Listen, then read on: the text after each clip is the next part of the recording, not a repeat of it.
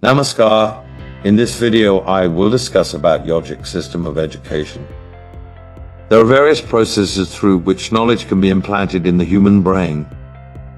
During the last few decades, many methods have been introduced into the educational system. The most common method, of course, is teaching in a classroom using rewards and punishments. The teacher gives a lecture and the student tries to understand it.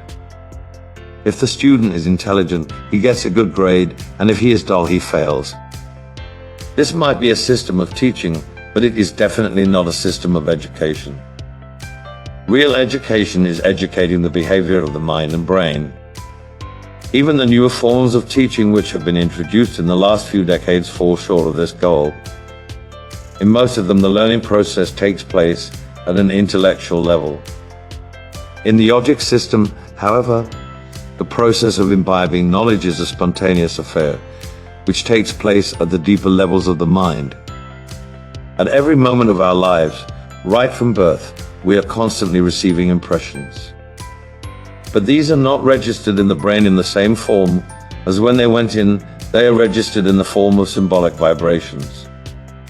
Therefore, any real system of education must take the symbolic nature of the mind into account. There is no subject which cannot be taught using symbolic methods.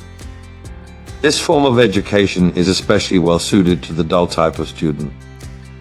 Intellectual concepts can be explained directly to an intelligent child because he is capable of understanding them.